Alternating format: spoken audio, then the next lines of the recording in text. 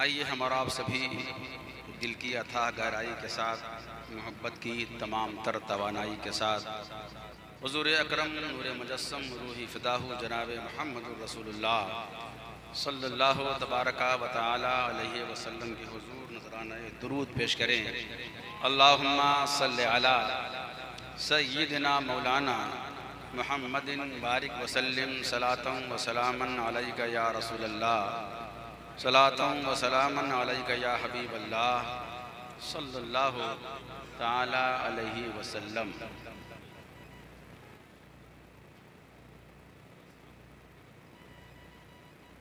महुआ की इस सरजमीन पे आपके जज्बों का ये सैलाब देखकर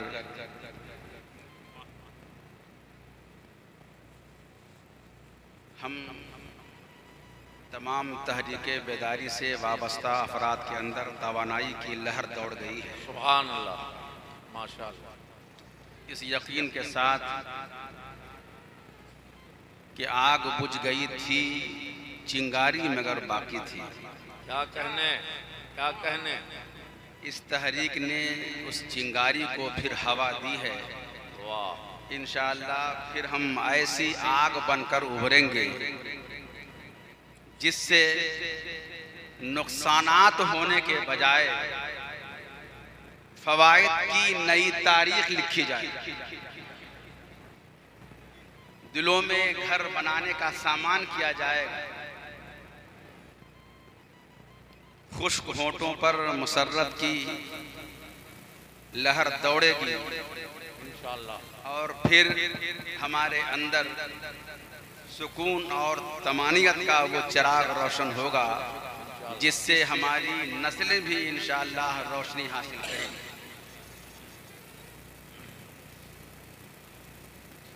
मुझे अज़ीमाबाद के अनीस इमाम के 2-3 अशार याद आ रहे हैं जो बिल्कुल हस्बे हाल हैं कि तशनखूं मेरा कातिल है लहू मांगेगा। तशनखूं मेरा कातिल है लहू मांगेगा, आज पैमाना दो कल भर के सुबह मांगेगा। वाह। आज पैमाना दो कल भर के सुबह मांगेगा, और तिश्नगी खंजरे कातिल की बुझेगी क्या खाक। तिश्नगी खंजरे कातिल की बुझेगी क्या खाक, सीना हो जाएगा छलनी तो गुलू मांगेगा। सीना हो जाएगा छलनी तो गुलू मांगेगा, और जब आलम ये हो तो फिर सरबकफ कूचे कातिल में न क्यों फिरिए अनीस। सरबकफ कूचे कातिल में न क्यों फिरिए अनीस, और क्या इसके सिवा अदू मांगे। मौत से डरना हमारी तारीख नहीं है। मौत की आंखों में आंखें डाल के बात करना हमारी तारीख है। जो मोमिन है वो मौत का इस्तेक़बाल करता है। नबी रहमत ने फरमाया अल मौतु तोहफतुल मोमिन, मौत मोमिन के लिए तोहफा है। जिसने मौत को तोहफा समझ लिया वो कभी भी मौत से डरेगा नहीं। और हमारा आलिमिया यह है कि हमने अपने ऊपर मौत का खौफ तारी कर रखा है। हम वो जिंदगी जी रहे हैं जो खौफ के साए में है। कोई दिन हमारा ऐसा नहीं गुजरता जिस दिन का अखबार हमारे खून की सुर्खी से न लिखी। हर सुर्खी हमारे खून से लिखी गई। मुझे याद पड़ता है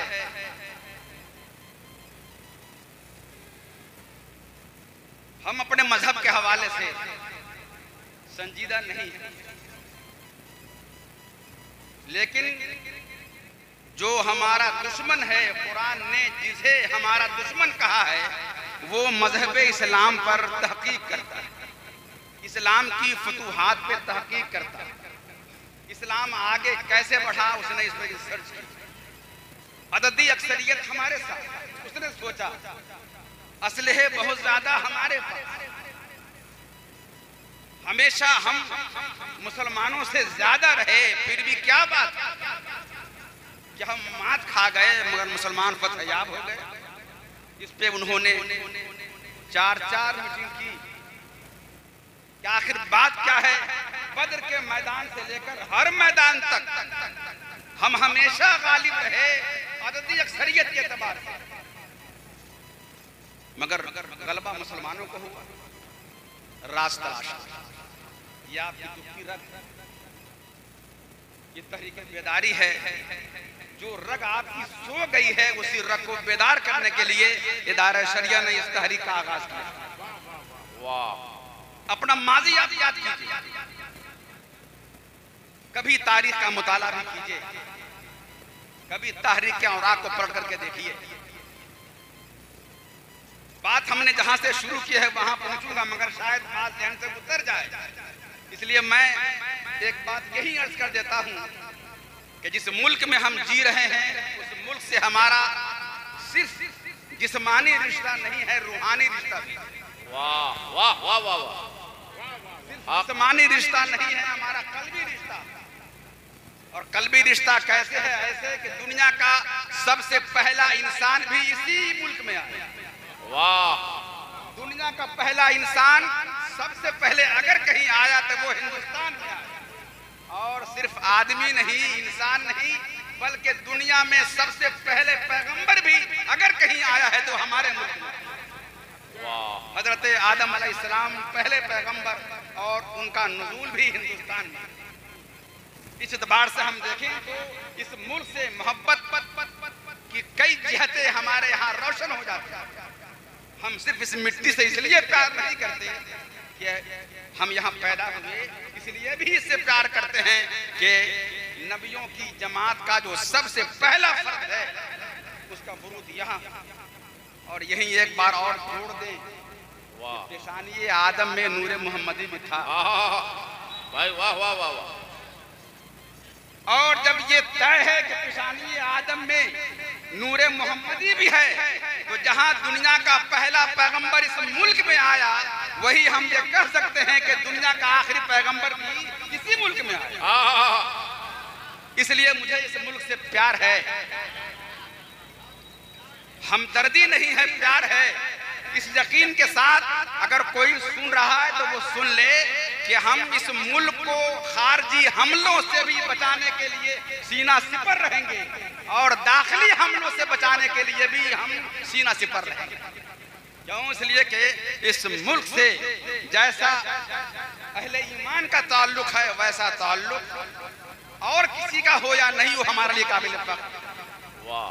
यही वजह है कि इकबाल ने कहा था, मेरे अरब को आई ठंडी हवा जहां से, मेरे अरब को आई ठंडी हवा जहां से, मेरा वतन वही है, मेरा वतन वही है। वाह! एक बात और ध्यान में रखें कि जो इस्लाम हिंदुस्तान में है वो दुनिया में कहीं नहीं। ये भी ध्यान में रखें, जो इस्लाम, जो मजहब और मजहब पे चलने की जो रमक, जो खूबू, जो जज्बा इस मुल्क के मुसलमानों के अंदर है वो कहीं नहीं है। उलमा-ए-किराम ने सफर किया है, ये हिजाज भी गए हैं, उर्दू भी गए हैं, शाम गए हैं, बगदाद शरीफ गए हैं। वहां के शेखुल हदीस को देखिए, इल्म बहुत बड़ा होगा, इल्म बहुत बड़ा होगा, मगर हैयत से आपको नहीं लगेगा कि ये आलिम दीन, कहीं कि वो इमाम हैं, मगर आपको नहीं लगेगा कि वो अपनी हैयत और ज़ाहिरी सूरत के एतबार से इमाम नहीं लगेगा। मगर ये मुल्क ऐसा है जहां आलिम है पहचाना जाता, मुदर्रिस है पहचाना जाता, मुहद्दिस है पहचाना जाता, इमाम है पहचाना जाता, और अगर आम इंसान में से है मगर मजहबी है तो वो पहचाना जाता। ये इस मुल्क की खूबू है। यही वजह है कि जब अल्लामा इकबाल पूरी दुनिया घूम करके आए तो उन्होंने कहा कि हिंदुस्तान में जैसा मजहब हमने देखा, जो इस्लाम जिंदा व ताबिंदा हमने हिंदुस्तान में देखा है वो कहीं नहीं देखा। इसकी एक वजह और है, शायद आपने गौर नहीं किया हो, मगर मेरी अपनी याददाश्त के मुताबिक और मेरे अपने मुताले के मुताबिक मौलाना साहब, यहाँ इसलिए मजहबी गुफ्तगी है, यहाँ इसलिए मजहब से जज्बाती हमारी वाबस्तगी है कि यहाँ और ममालिक की बनिस्बत गुर्बत ज़्यादा है, और जहाँ गुर्बत होती है वहाँ ईमान पुख्तगी होती है। वाह वाह वाह वाह। हुज़ूर पाक ने फरमाया था, इस्लाम शुरू हुआ है गरीबों से, बदल इस्लामो गरीबा व सयऊदु कमा बदा फतूबा लिल गुरबा। शुरू हुआ है गरीबों से, लौटेगा गरीबों की तरफ, खुशखबरी हो गरीबों के लिए। और ममालिक के मुकाबले में निस्बतन हमारे यहाँ गुर्बत है, जहाँ जितनी ज्यादा गुर्बत है उतनी ही वहाँ ईमान पुख्तगी। मालदार हजरात तो अल्हम्दुलिल्लाह मालदार हैं, खुदा पाक को राजी करने के लिए कई सूरतें निकाल सकते हैं, मगर गरीबों के पास दिल है, जज्बा इबादत है। एक चीज आप हमेशा याद रखें, आप अगर गरीब हैं तो आप सबसे बड़े मालदार हैं। वाह। आप गरीब हैं, आप सबसे बड़े मालदार हैं कि हुजूर पाक ने अमीरी पसंद नहीं की है, गरीबी पसंद की। सुभान अल्लाह। वाह वाह वाह। इस तरह रहना आपने पसंद फरमाया है जिसका ताल्लुक गरीबों से है, अमीरों से नहीं। क्या बात। ये अलग बात है कि मजहब इस्लाम में दुनिया हासिल करना गुनाह नहीं है। हम तो दुआ मांगते हैं तो दुआ में पहले रब्बना आतिना फिद दुनिया हसना है, बाद व फिल आखिरत हसना। लेकिन गरीबी अगर है तो अपनी गरीबी पे अफसोस मत कीजिएगा, सीना को भी मत कीजिएगा, अफसोस मत कीजिएगा, बल्कि ये सोच लीजिएगा अगर कभी आपके घर में चूल्हा न जले तो आप ये सोच लीजिएगा कि हमारे घर में आज जैसी शाम है, इस शाम का रिश्ता नबी पाक के घर की शाम से जुड़ गया। हमारे पेट के पत्थर पे तंज मत करना, हमारे घर में पैगंबर की रस्म आई। वाह वाह वाह। कभी गरीबी पर आप अफसोस मत कीजिएगा। गरीब सबसे पहले इसलिए जन्नत में जाएंगे कि उनके पास हिसाब किताब देने की गुंजाइश कम रहेगी, इसलिए अपनी गरीबी पे कभी आप अफसोस मत कीजिएगा, मगर तारीख का मुताला जरूर कीजिएगा। जो मैं अर्ज करना चाह रहा था कि इस मुल्क में आपको आए हुए कितने बरस हुए? 1300। वैसे तो हुजूर पाक के जमाने ही में यहाँ इस्लाम आ गया, मगर बाज़ाब्ता एक बच्ची नाहिद की आह सुनकर एक काफिला आया था। काफिला सलार का नाम मोहम्मद बिन कासिम था। सिर्फ एक बच्ची की आवाज ने बुलाया था। आप जरा सोचे, बजाबी साहब क़िबला सदर इदारा शरिया इस मफ़हूम को बहुत वाज़ेह अंदाज़ में बयान करेंगे, मगर मैं तो सादा लफ्ज़ में बयान करूं कि एक आह ने मोहम्मद बिन कासिम को सिंध तलब कर लिया था। आज हम कितनी आहें सुनते हैं मगर हमारे सीने पे उसका असर नहीं। एक आह मंजर बदल सकता है, मगर ऐसी कितनी आहें, ऐसी कितनी चीखें हमारे समाज में हैं, मगर हमारा जहन उधर नहीं जाता। मजहब इस्लाम की शान वो है, अगर बच्ची की आह निकले तो पूरी फौज आती है उसका आंसू कुछ नहीं। मगर एक हम हैं कि 1000 बच्चियां आंसू बहाती हुई हमारी निगाह से गुजर जाए, मगर हमारा दिल ऐसा पत्थर है जो पिघलना नहीं जानता। क्या बात। अगर हमारा दिल वाकई पिघलना जानता तो जहेज के नाम पे बच्चियां जलाई नहीं जाती। क्या बात। जहेज के नाम पे बच्चियां अपने बाप के घर में बूढ़ी नहीं हो जाती। 1300 तकरीबन 10 या 12 साल हो गए आपको यहाँ आए हुए। इसमें जो अंग्रेजों का दौर है उसको आप निकाल दीजिए तो 1100 कुछ बरस बनते हैं। आपको कभी एहसास है ये वो मुल्क है कि आपने यहाँ जिंदगी बड़ी सरफराजी गुजारी। यहाँ जिंदगी आपने ऐसे गुजारी है कि यहाँ आपकी बाज़ाब्ता हुकूमत रही है। और वैसी हुकूमत रही है कि जिस हुकूमत में अदल का माहौल रहा है, इंसाफ का माहौल रहा है, अपने आइन पे चलने का खुला माहौल रहा है। आगे बढ़ने से पहले थोड़ा पीछे मुड़ के आप देखिए, थोड़ा पीछे मुड़ के आप देखिए, एक शानदार माजी आपके इस्तेक़बाल में है।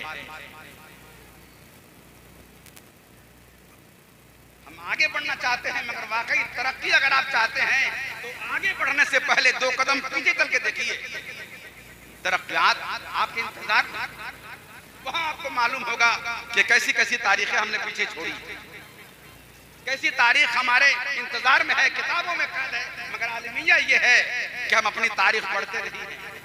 हमें सब याद है, हीरो का नाम याद है, क्रिकेटर का नाम याद है, किस सन में किस मुल्क के क्रिकेटर ने कौन सा मैच जीता, ये सब आपको याद है।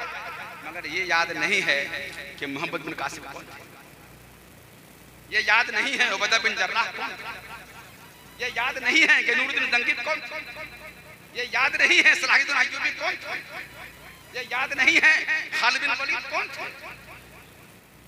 ये याद करके देखिए, आपको लगेगा कि मैं उस बड़े खानदान का फर्द हूं कि जिसकी तारीख में फतह ही फतह है, शिकस्त कहीं नहीं। वाह वाह, तो अपना दायरा बड़ा तंग कर रखा। हमारे बाप ये थे, हमारे दादा ये थे, ऊपर तो चले जाएंगे, 4 पुश्त आप जाएंगे, मगर इस 4 पुश्त में भी आप यही जाएंगे। पीएम थे, कलेक्टर थे, जमींदार थे, थानेदार थे, गुमास्ता थे, यही थे। जो भी थे वो फर्द थे, जमात नहीं थे, वो तन्हा थे। उन्होंने जो किया अपने लिए किया, मगर जो तारीख आपकी है वो तारीख आपकी इनफरादी नहीं है, पूरी जमाती। उस तारीख को आप पढ़ें तो आपको अंदाजा होगा कि दुनिया जिन चीजों के आगे सर टेकती है, मुसलमानों ने उस पर हुकूमत की। आग किसी के लिए उसका रब है, आग पे मुसलमानों ने हुकूमत की। पानी किसी का रब है, मगर पानी पे मुसलमानों ने हुकूमत की। क्या बात। कोई हवा के आगे सर टेकता है, मगर हमने तो हवा पे कमंदे डाले। कोई जमीन को बहुत कुछ समझता है, मगर हमारी तारीख है कि सैयदना उमर फारूक ने थरथराती हुई जमीन पे कुर्रा मारा था, फरमाया था अकिर्री अलम आदिल अलैक, कहर क्या हमने तुम पर इंसाफ नहीं किया? जलजला थम गया था। ये तारीख हमारी है। अगर वो तारीख आपको चाहिए तो फिर इनकलाब लाना। इनकलाब के नाम से कोई डरे नहीं, ये इनकलाब तलवार का इनकलाब नहीं होगा। क्या बात। मेरे नबी ने भी इनकलाब तलवार से नहीं लाया था। उन्होंने जो तलवार चलाई थी वो तलवार अखलाक की थी। इस्लाम की तलवार हमेशा अगर उठी भी है तो वार को रोकने के लिए उठी है, हमला करने के लिए नहीं। क्या बात। और वार को रोकने का हक तो हर मुल्क के कानून में। क्या कहने। यहाँ भी हमारे यहाँ जो लाइसेंस देते हैं वो इसलिए देते हैं कि अगर कोई आप पर हमला आवर हो तो आप अपने तहफ्फुज़ के लिए इसका इस्तेमाल कर सकते हैं। क्या कहने। मज़हब इस्लाम ने भी जब भी उठाया है दिफा के लिए उठाया, मगर ये मज़हब इस्लाम ही की तारीख है कि सरकार ने फरमा दिया था सामने बच्चा आए हथियार नीचे करो, सामने औरत आए हथियार नीचे करो, बूढ़ा सामने आए हथियार नीचे करो। अगर कोई अपनी तलवार नीचे कर दे उसे जंग मत करो। क्यों? मुझे अंजुम रहबर का शेर याद आ रहा है कि मैंने तुझे माफ किया, जा कहीं भी जा, मैं बुज़दिलों पे अपनी कमा तानती नहीं। क्या बात। बहुत बरमला आ गया। हालांकि ये एक खातून का शेर है, मगर है बड़ा जिंदा दिल, नहीं मालूम होता कि ये खातून का शेर, मर्दाना शेर है। मैंने तुझे माफ किया, जा कहीं भी जा, मैं बुज़दिलों पे अपनी कमा तानती नहीं। मज़हब इस्लाम की तारीख यह है, बच्चे पे हाथ नहीं उठाना, बूढ़े पे हाथ नहीं उठाना, जो गिर गया है उसे सहारा देना है, उस पर तलवार नहीं उठाना। क्या बात। बूढ़े पे तलवार नहीं उठाना है। यह हमारी तारीख है। और हमने इस मुल्क में भी इसका मुजाहरा करना चाहा है। ये जितने निहत्ते पे जितने हमले हुए हैं मुसलमानों की तरफ से तो नहीं हुए। निहत्ते पे हमले जब हमारे नबी ने मना फरमा दिया, किसी ने हमले नहीं किए, तो हम क्या हमले करें? वैसे भी अकल कहती है कि गिरों को उठाया जाता है, मारा नहीं जाता। मजहब इस्लाम की तारीख यही है। हमारे मुल्क में गिरों को अगर उठाने की बात आए, दबाने की कहीं बात आए, तो मुझे सलाहुद्दीन अय्यूबी याद आते हैं। अपनी ही तारीख है, अपने घर की तारीख है। किसी फारसी शायर ने कहा था, याद कुन तारीख रा पाइंदा शाह। अपनी तारीख को याद रखो, जिंदा हो जाओ। तारीख जिंदगी देती है, तारीख जीने का हौसला देती है, तारीख आदमी को सरफराज करती है। आप क्या हैं आपको यही नहीं मालूम। आप मुसलमान हैं तो आप क्या हैं आपको यही नहीं मालूम। जिस दिन ये मालूम हो जाए आपको, तो वाकई आप नहीं रहेंगे, आप औरों के लिए नमूने अमल बन जाएंगे। वाह, बहुत मामूली सा छोटा सा वाकया, जितना छोटा है मैं उसे और छोटा कर दूं, इसलिए कि वाकया बताना मकसूद नहीं है। एक शेर का बच्चा चला गया बकरियों के लिए, बकरियों के यहाँ उसकी परवरिश हो गई, शेर बड़ा भी हो गया। इत्तेफाक से एक शेर, वाकई शेर आया, उसने धाड़ लगाई, जहां सारी बकरियां भागी वही वो शेर का बच्चा भी जो बकरियों के साथ था वो भी भागा। शेर ने सोचा कि बकरियां भागी तो भागी, शेर क्यों भागा? ये तो मेरी नस्ल से है, ये क्यों भागा? उसने पकड़ के आगे जाके उसको पकड़ लिया। कहा कि तुम क्यों भागे? बोले हुजूर आप शेर हैं, मैं बकरी हूं। तुम बकरी हो, चलो दरिया के किनारे ले गए, इसमें झांको। मैं भी झांकता हूं। शेर ने भी झांका, शेर के बच्चे ने भी झांका। कहा कैसा नजर आता है, तुम्हारा चेहरा कैसा है? बोले हुजूर मेरा चेहरा तो आपके चेहरे की तरह है। तो फिर आप जैसे मैं धाड़ता हूं उसी तुम भी धाड़ो, तुम भी वैसे ही आवाज निकालो। शेर ने धाड़ा, उसके बच्चे ने भी वही आवाज निकाली। कहा कि अब तुम बकरी नहीं रहे, तुम शेर हो गए। यानी अगर माहौल वैसा मिल जाए बुज़दिलों वाला, तो आदमी बुज़दिल हो जाता है। माहौल अगर मिल जाए हौसलों वाला, तो आदमी हौसलामंद हो जाता है। आप अपने आप को पहचानिए, आप जिंदा दिल हैं। आप बुज़दिल बना के पैदा नहीं किए गए, ना आप जालिम बना के पैदा किए गए हैं, ना आप बुज़दिल बना के पैदा किए गए। वाह, जुल्म करना इस्लाम का शेवा नहीं है, और बुज़दिली भी इस्लाम का शेवा नहीं है। आपको निकलना होगा उससे, आप उससे बाहर निकलना। जिंदगी जिंदा दिली का नाम है, मुर्दा दिल क्या खाक जिया करते। आपको जिंदा होना होगा, और ये जिंदगी कहीं से भीख नहीं लानी है, आपको अपने अंदर से निकालना है। क्या बात, अंदर है, ये चिंगारी अंदर है, आपको हवा देनी है, ये चिंगारी लग जाए। वाह, अंदर ही आपको झांकना है। इकबाल ने कहा था, अपने मन में डूब कर बाजा सुरागे जिंदगी, तू अगर मेरा नहीं बनता न बन, अपना तो बन। वाह, अपना बनने के लिए आप मन में आपको लगेगा कि आप क्या। इदारा शरिया की तहरीक का पहला उन्वान है तहफ़्फ़ुज़ नामुज़ रसालत। सर झुकता है शर्म से कि इस मुल्क में तहफ़्फ़ुज़ नामुज़ रसालत के एक्ट बनाने का मुतालबा करना पड़े। इस मुल्क में हम भी रहते हैं। पूरी तारीख हिंदुस्तान की खंगाल करके आप देख लीजिए, कहीं ये नहीं मिलेगा किसी पन्ने पे, किसी सफ़ा पे, किसी एक इंसान की जुबान पे कि किसी मुसलमान ने किसी मजहब के पेशवा की तौहीन की। क्या बात, नहीं मिलेगा। सैयदना ईसा अलैहिस्सलाम, हजरत मूसा अलैहिस्सलाम, दो ही तो यहाँ कौम है। हजरत मूसा की कौम यहूदी, हजरत ईसा अलैहिस्सलाम की कौम ईसाई। मगर कभी मुसलमानों ने न हजरत ईसा अलैहिस्सलाम की तौहीन की, न हजरत मूसा अलैहिस्सलाम की तौहीन की, न इस मुल्क के रहने वाले जो अक्सरियत में जो अफराद हैं, वो जिनको अपना पेशवा मानते हैं, किसी मुसलमान ने कभी उनकी तौहीन नहीं की।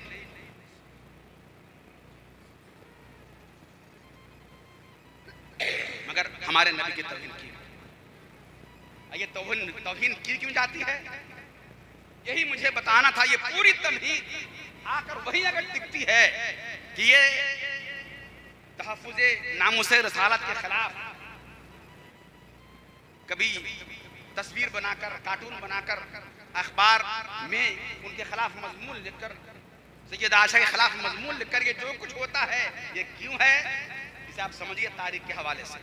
मैंने पहले अर्ज किया था कि यहूदियों ने 4 मीटिंग की कि मुसलमान आगे क्यों बढ़ रहे हैं। 4 मीटिंग के बाद उन्होंने जो नतीजा सामने रखा है मालूम हो क्या, वो ये था कि मुसलमानों की कुव्वत का राज उसका इश्क़ रसूल। एक जुमले में पूरी इस्लामी तारीख का खुलासा उन्होंने सामने रखा था कि इस्लाम की कुव्वत का राज, मुसलमानों की कुव्वत का राज मोहब्बत रसूल है। वाह, मुसलमानों के सीने में मोहब्बत रसूल जिंदा रहेगी, इस कौम को मारना मुश्किल है। वाह वाह वाह वाह, इस कौम को मारना है, मोहब्बत रसूल को मारना। बेशक। और अगर पूरी दुनिया पे यहूदियों को गलबा दिलाना है तो 3 काम करो। आज भी वो किताब मौजूद है, किताब का नाम अल फलस्तीन, जो बैरूत से 1972 में शाये हुई। लिखने वाला यहूदी है, कोई मुसलमान नहीं है। बात आगे जहन में तो अर्ज कर दूं, मुजरिम हम भी हैं। यहूदियों ने हमारा कुरान पढ़ा, अहादीस पढ़ी, उन्होंने किताबें लिखी। एक कुरान के मुकाबले में उन्होंने कई कुरान नेट पे डाल दिया। 114 सूरतों के बजाय उन्होंने कई सूरतें, बल्कि कई 100 सूरतें उन्होंने और इजाफा कर दी और उसे नेट पे डाल दिया। हम तो हर चीज को नेट पे तलाश करने के आदी हो गए। क्या बात। फर्ज कीजिए आपने अगर नेट का बटन दबाया, आपने कुरान खोला, वो कुरान जो असली है वो सामने आपके नहीं आया, वो कुरान आया जो यहूदियों का डाला। आप तो उसे ही पढ़ेंगे। अगर हवाला देने की सलाहियत हुई तो आप तो हवाले में उसे ही पेश करेंगे। नेट के जरिए आप कुरान पढ़ते हैं, हदीस का मुताला करते हैं और फिर अगर बहस करते हैं, अगर वो गैरों का डाला हुआ तो आप यकीन जानिए कि ये तबाही का एक रास्ता उन्होंने जो दे दिया है उसे आपने कबूल कर लिया। तो उन्होंने कुरान पढ़ा, हदीस पढ़ी है, फिक़ह पढ़ी है, उसूल फिक़ह का उन्होंने मुताला किया है, किताबें लिखी हैं, इतना कुछ किया है उन्होंने। क्यों? इसलिए कि कुरान पाक को पढ़ करके कहाँ हम इजाफा कर सकते हैं, कहाँ एतराज कर सकते हैं, ये उन्होंने किया। अंदर आ जाए अपने मुल्क में, जब यहाँ मुगलों का दौर था, उससे पहले गौरी का जमाना था, उससे पहले गजनवियों का जमाना था, उससे पहले और जो बादशाह गुजरे हैं उनका जमाना था। ये जितने जमाने गुजरे आप अंदाजा लगाइए, जिंदा कौम जो होती है वो जिंदगी को ऐसे बरतना जानती है कि जिस बादशाह की हुकूमत है उसकी जबान पर। अगर इस मुल्क की जबान फारसी है तो फारसी पढ़ो, इस मुल्क की जबान अगर उर्दू है तो उर्दू पढ़ो। इसलिए आपको हैरत होगी कि तारीख के मौजू पे हमारे गैर मुस्लिमों की तकरीबन 27 किताबें लिखी गई हैं जो फारसी जुबान में हैं। 27 किताबें फारसी जुबान में तारीख पे गैर मुस्लिमों की, 1 दर्जन किताबें लुगात में गैर मुस्लिमों की फारसी जुबान में। वैसे ही अदब में उनका कारनामा, शायरी में उनका कारनामा, नात गोई में उनका कारनामा। ये क्या बात थी? ये बात ये थी कि अन्नासो वाला दीने मुलूक ही, लोग बादशाहों के दीन पे होते, जैसा बादशाह होगा रियाया वैसी हो जाएगा। तो फारसी जुबान थी, उन्होंने फारसी सीखी और अपने आप को बाकी रखने के लिए, सरकारी दफातर तक अपने आप को पहुंचाने के लिए उन्होंने फारसी जुबान सीखी। इसलिए तारीख कहती है कि हर आला मनसब पर जहां मुसलमान थे वहां गैर मुस्लिम भी थे, और ये कोई बुरी बात नहीं। जो पढ़ेगा वो आगे बढ़ेगा। वाह वाह। आगे बढ़ने के लिए पढ़ना पड़ेगा। उन्होंने ये देखा कि हुकूमत तो मुसलमान बादशाह की है, मगर पढ़ेंगे नहीं तो हम पीछे रह जाएंगे। इसलिए उन्होंने फारसी जुबान सीखी हमारे लिए तो फारसी ज़बान आसान है, इसलिए कि आप मिला करके अगर देखेंगे तो अरबी, फारसी, उर्दू तकरीबन ये एक ही खानदान की ज़बान मिल जाएगी, तकरीबन के इजाफे के साथ ये एक ही खानदान की ज़बान मिल जाएगी। उर्दू का तो अपना और है क्या, फारसी निकाल दीजिए, इससे अरबी निकाल दीजिए तो ये ज़बान बेचारी हो जाएगी। इसमें जो अफ़आल हैं, आना जाना, खाना पीना, उठना बैठना, ये हिंदी के हैं, और बाकी अरबी फारसी के अल्फाज हैं। मगर ये कि उन्होंने फारसी ज़बान सीखी, उनके लिए कठिन था, मगर उन्होंने फारसी ज़बान सीखी और आला दफातर तक वो पहुंच गए। उनका हक था, पहुंचना चाहिए था। मगर यहीं पे तारीख का एक रोशन बाब सामने रखिए कि मुगल बादशाहों ने भी, चिढ़ है किसी को तो हो, मगर मुगल बादशाहों ने भी पढ़े लिखों को दफ्तर में जगह देने से अपने आप को रोका नहीं। पढ़े लिखे थे, उनको जगह दी। ये बहुत अहम नुक्ता है कि उन्होंने मुसलमान बादशाह होकर भी जो पढ़ा लिखा था सामने आया, मैं पढ़ा लिखा हूं, मैं ये काम कर सकता हूं, उन्हें जगह दी गई। तासुब से काम नहीं लिया, हमको पढ़ना पड़ा। यहाँ की सरकारी जुबान हिंदी है और दूसरी जुबान उर्दू है। बस अब मैं यही अर्ज करके अपनी बात खत्म करूं कि अगर हिंदी यहाँ की जुबान है तो आपने हिंदी क्यों नहीं सीखी? क्या बात, आपने हिंदी क्यों नहीं? 3 तलाक के मसले में उर्दू अखबारात स्याह हो गए हम सबके मज़ामीन कि 3 तलाक का मकसद क्या है, 3 तलाक देने की सूरत क्या है, निकाह कहते किसे हैं, तलाक हसन क्या है, तलाक औसन क्या है, तलाक कब देना होता है, तलाक कब देना जरूरी है, तलाक कब देना ममनू है। ये सारी बातें हम कहाँ लिखते रहे? उर्दू अखबार में। जिनको सुनाना था जुबाने यार मन तुर्की व उतर की नमी दाना, जिसे हमें सुनाना था वो तो उर्दू जानता ही नहीं।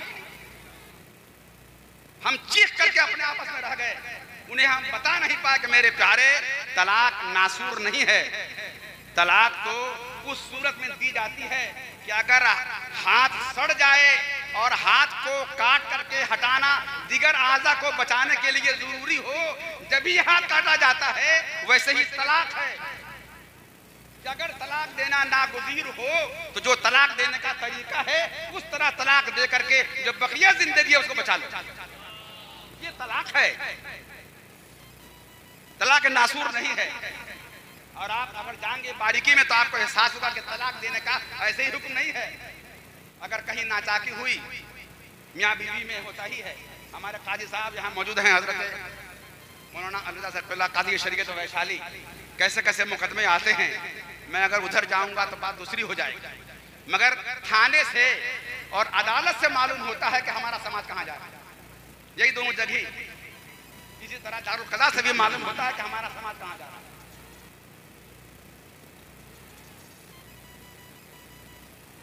अगर मियाँ बीवी में नाचाकी हो जाए तो पहले हुक्म यह है कि कुछ लोग लड़की वाले की तरफ से, कुछ लड़के वाले की तरफ से आ जाएं, पहले बात कर लें और बात को सलटा लें। अगर सलट जाए तो ठीक,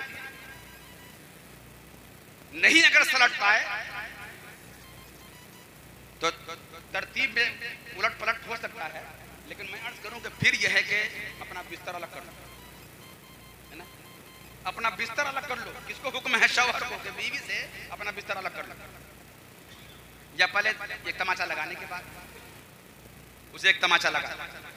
अगर बीवी वाकई मोहब्बत करने वाली होगी, सोचेगी कि मैं इससे इतनी मोहब्बत करती थी, मेरा शौहर मुझसे इतनी मोहब्बत करता था, ये दिन आ गया कि मेरे शौहर ने मुझ पे हाथ उठा लिया।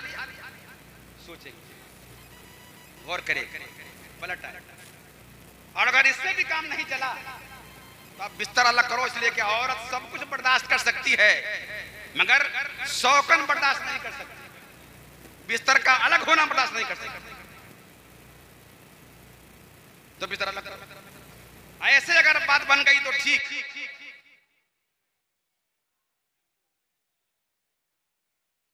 और अगर ऐसे बात नहीं बन पाए तब यह है कि औरत अगर पाक हो तो पाक में एक तलाक दो, उसकी पाकी की सूरत में एक तलाक दो। कभी गौर किया आपने कि ये पाकी की सूरत में एक तलाक देने की कायद क्यों है? इसलिए ये कैद है कि औरत अगर पाक है तो शौहर अगर उसके करीब जाएगा, पाकी की हालत में है, करीब जा सकता है। मुमकिन है कि एक तलाक देने के बाद उसे एहसास हो कि मैंने बड़ी गलती की है, या औरत को एहसास हो कि ये दिन आ गया कि मेरे शौहर ने मुझे एक तलाक दे दी। अब वो नॉर्मल हो जाए, अपने शौहर के पास जाए, शौहर उससे करीब हो जाए। ये तोहर की कैद इसलिए है ताकि कुर्बत के जरिए जो दिल में मैल अगर आ गया है तो वो मैल दूर हो जाए और आगे जो तलाक का मामला है वो रुक जाए। बारीकी है। तो मैं फिर अपने आप को समेट लूं कि ये जो तलाक का मामला है ये आपने जाना नहीं, आपको जानना था। निकाह का मसला जानना था, आपने जाना नहीं। मगर जिनको बताना था वो भी हम इसलिए बता नहीं पाए कि वो हिंदी पढ़ते थे, अंग्रेजी पढ़ते थे, और हमने अपनी बात को उर्दू में पेश किया। क्या ये जरूरी नहीं है कि आप अपनी बात पेश करने के लिए हिंदी जबान को इस्तेमाल कीजिए? क्या ये जरूरी नहीं है? मुफ्ती हामिदुल कादरी साहब, अभी मालूम हुआ कि हजरत मुफ्ती हामिदुल कादरी साहब यहाँ तशरीफ लाए। वो अगर नीचे बैठ गए हैं तो उनसे गुजारिश है कि आप ऊपर तशरीफ लाएं। यहाँ जगह भी खाली हैं और उलमा के दिल भी आपके लिए फर्श राह हैं। क्या बात। दुरूद शरीफ पढ़ें, अल्लाहुम्मा सल्ली अला सय्यिदना मौलाना मुहम्मदिन बारिक वसल्लिम सलातन व सलामन अलैका या रसूलल्लाह सल्लल्लाहु ताला अलैहि वसल्लम। हजरात, मैं अपनी गुफ्तगू खत्म करूं, मगर ये कि मसला नहीं, मसाइल हैं हमारे मुल्क में और हमारे मसाइल हैं।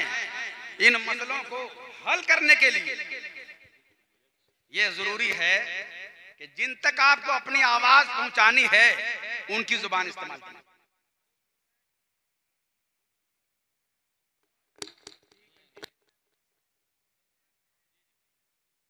अगर उनकी जुबान में आप अपना मजहब नहीं पहुंचाएंगे, अपने शरीयत नहीं पहुंचाएंगे, अपने अमन का पैगाम नहीं पहुंचाएंगे, अपनी शरीयत क्या है वो नहीं पहुंचाएंगे, इस्लाम में दरसे मसावात क्या है अगर वो आप नहीं पहुंचा पाएंगे तो फिर आप यकीन जानिए आप मुजरिम गर्दाने जाएंगे।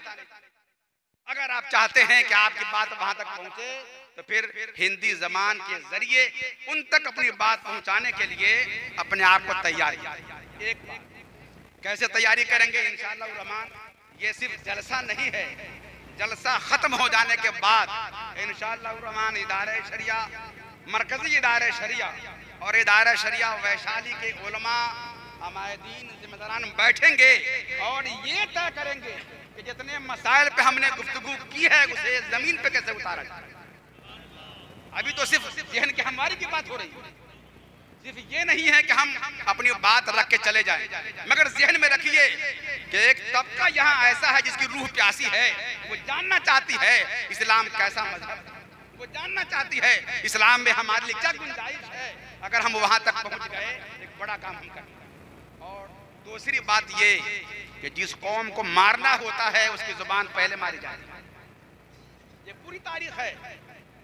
अगर किसी कौम को मारना हो उसकी जबान छीन लो। जबान से मुराद ये जुबान नहीं है, जबान से मुराद आपकी अपनी जो आप लिखते हैं मादरी जबान, उनकी अपनी जुबान छीन लो। हमारी मादरी जबान उर्दू है, अरबी हमारी मजहबी जुबान है, फारसी सकाफती जुबान है, उर्दू हमारी मादरी जुबान है। इस मादरी जुबान को आपको जिंदा रखना पड़ेगा। अगर आपने अपनी जुबान को जिंदा रखा है तो आप जिंदा रहें। क्यों? इसलिए कि हिंदी और इंग्लिश में नहीं, मगर आपका मजहब उर्दू में तो आ गया, तफसीर उर्दू में है, इंग्लिश में है, उर्दू में है, फिक़ह उर्दू में है, तारीख उर्दू में है, सियर उर्दू में है, ये सारी चीजें उर्दू में हैं। लिहाजा अगर अपने आप को, अपने मजहब को बचाना है तो उर्दू जुबान को आपको बचाना होगा। यही वजह है कि इदारा शरिया के इस तहरीके बेदारी के उन्वानात में एक उन्वान ये भी है कि मुल्हका मदारिस और स्कूल में जहाँ जहाँ उर्दू जुबान को खत्म कर दिया गया है वहाँ फिर से उसे बहाल किया। एक हिस्सा है, ये लड़ाई हम यहाँ से लड़ रहे हैं। वैसे एक बात और अपने ज़हन में आप रखिए कि उर्दू ज़ुबान ही नहीं, मजहब को भी ज़िंदगी जहाँ से मिल रही है वो मदरसा है, और उर्दू भी जहाँ से जिंदा है वो मदरसा है। क्या बात। उर्दू आप पढ़ के देखें, उर्दू में जितने अल्फाज आपको मिलेंगे वो सारे अल्फाज मदरसे में पढ़ाए जाते हैं। तो जब तक मदरसा जिंदा रहेगा उर्दू जुबान तो जिंदा रहेगी। अब ये जरूरी हो गया है कि मजहब को जिंदा रखने के लिए और जबान को जिंदा रखने के लिए आप मदरसे को जिंदा रखें। मदरसा अगर आपका जिंदा रहेगा, आपकी जुबान भी जिंदा रहेगी, आपका मजहब भी जिंदा रहेगा। ये उलमाए किराम जिन्हें आप देखें, ये बेदार करने के लिए, इनकी तनख्वाह 5,000, 7,000, 8,000 है, मगर इतनी कम तनख्वाह में भी ये हमेशा आपके काम आते हैं।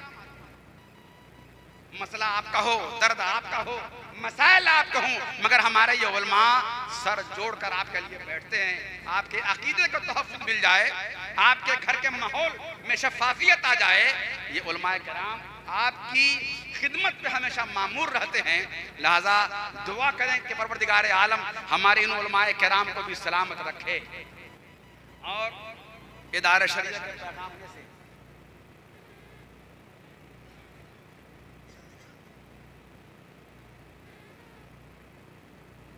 हजरत ने फरमाया कि हमारे तहरीक बेदारी के उन्वानात में से एक उन्वान शादी को आसान करना, शादी को आसान करना। हमने शादी को मुश्किल बनाया, एक रस्म बनाया है। याद रखिएगा, जो चीज रस्म हो जाती है फिर वो इबादत का मजा नहीं देती। शादी इबादत है, निकाह इबादत है। इस इबादत को अगर आप वाकई इबादत समझ के करेंगे तो सवाब मिलेगा, और अगर समझेंगे कि ये एक रस्म है तो रस्म ही है, वो असनात से भी खाली है। शादी करने के लिए हमने जो माहौल बना रखा है वो ये कि शादी करना है, अच्छी लड़की तलाश करो, अच्छी लड़की, खुश शक्ल हो, खूबसूरत हो, दीदा ज़ेब हो, वो तलाश करो और उसे अपने घर में लाओ। मुझे हुज़ूर पाक की हदीस पाक याद आ रही है, आपने फरमाया अद-दुनिया कुल्लुहा मता, दुनिया कुल की कुल पूंजी है, सरमाया है, नेमत ही नेमत है, मगर सबसे अच्छी नेमत अल-मरअतुस सालिहा, सबसे अच्छी नेमत पाकीज़ा सिरत औरत, नेक सीरत औरत। पूरी दुनिया नेमत तो है, मगर सबसे अच्छी नेमत अल-मरअतुस सालिहा, सबसे अच्छी नेमत। तो आपने लड़की तलाश की कि मुझे अपने बच्चे की शादी करनी है या मुझे अपनी शादी करनी है, लड़की तलाश की आपने, यही आप मात खा गए, आप मात खा गए। अगर आप वाकई अच्छी नस्ल चाहते हैं, अच्छी औलाद चाहते हैं, और आप ये चाहते हैं कि हमारे घर में भी जो नस्ल पैदा हो, जो औलाद पैदा हो, वो साले हो, पाकबाज हो, नेक तीनत हो, फरमाबरदार हो, तो फिर आप चेहरा देखकर बहू लाने के बजाय खानदान देखकर, मजहबी खानदान देखकर बहू लाई। और उसमें एक जुमला आप जोड़ लीजिए कि बीवी लाने के बजाय, तसव्वुर पैदा कीजिए, बीवी लाने के बजाय हर इंसान अगर ये सोच ले कि मुझे अपने बच्चे की माँ लाना है, तो सारे मसले आपके हल हो जाए। वाह वाह वाह वाह वाह। बीवी लाने के बजाय सोचिए कि मुझे अपने बच्चे की माँ लाना है, और माँ वो पहली उस्तानी है, उसकी गोद पहला मकतब है, वो उसकी पहली टीचर है, वो उसकी पहली मौलमा है, पहली तरबियत गाह भी है, यानी वो पढ़ाती है, वो सिखाती है, वो तरबियत के माहौल में ढालती है। जैसी माँ होगी वैसा असर होगा। आप अगर अच्छी नस्ल चाहते हैं तो फिर आप बीवी तलाश करने के बजाय आप अपने बच्चे की माँ तलाश कीजिए। अगर आप अच्छी माँ लाएंगे, अच्छी बीवी मिल ही जाएगी, अच्छी माँ लाएंगे, अच्छी बीवी मिल ही जाएगी, और अपने पोते की माँ लाएंगे, आपको अच्छी बहू मिल ही जाएगी।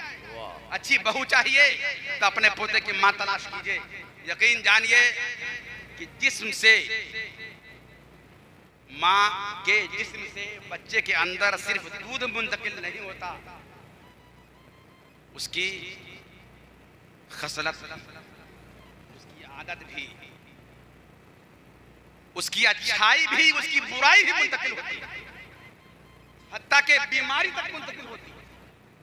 जो होम्योपैथ को डॉक्टर है उनसे पूछें, आप जाएंगे कोई किसी मर्ज को लेकर के पूछेंगे ये मर्ज घर में किसी को है?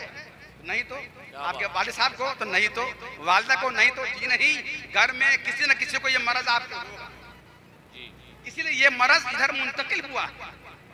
तहकीक से हट के अगर हम यहाँ बात करें तो ये कहना चाहेंगे, अगर मर्ज मुंतकिल हो सकता है तो अच्छी खसरत भी मुंतकिल हो सकती है, बुरी खसरत भी मुंतकिल हो सकती है। आप अगर अच्छे खानदान की औरत लाएंगे तो नस्ल अच्छी निकलेगी। मिसाल मौजूद है, सैयदना गौसे पाक माँ के शिकम में हैं, जितना पारा माँ ने तिलावत किया था उतने पारे के आप हाफिज हो गए। माँ अगर तिलावत करने वाली होगी बच्चे पे उसका असर पड़ेगा। माँ अगर हलाल खाने वाली होगी तो हलाल असर वहां होगा। माँ अगर नमाज पढ़ने वाली होगी उसका असर वहां होगा। क्यों? इसलिए कि माँ के जरिए से बच्चे में जो मुंतकिल होता है वो सिर्फ दूध नहीं है, बहुत कुछ है। आप अगर चाहते हैं नेक सालिया औलाद पैदा हो तो चेहरा मत देखिए, दौलत मत देखिए। अच्छे घराने से मुराद दौलत नहीं है, अच्छे घराने से मुराद दीनदारी, तकवा शियारी है, परहेजगारी है। इंशाअल्लाह रहमान ये अगर आप कर लेंगे तो आपका मसला हल होगा। और ऐसा करने के लिए इदारा शरिया ने एक तहरीक और चलाई है, मतन मैं दे रहा हूँ, इसकी भरपूर शरह सदर इदारा शरिया करेंगे कि इदारा शरिया ने यह तय किया है कि हर मस्जिद में, हर मोहल्ले में, हर गांव में अगर नहीं है तो मकतब इदारा शरिया कायम किया जाए। सुभान अल्लाह। ये एक तहरीक है, इसलिए कि मकतब का पढ़ा हुआ ही स्कूल जाता है, कॉलेज जाता है, यूनिवर्सिटी जाता है, और मकतब का पढ़ा हुआ इंसान ही मदरसे में आता है।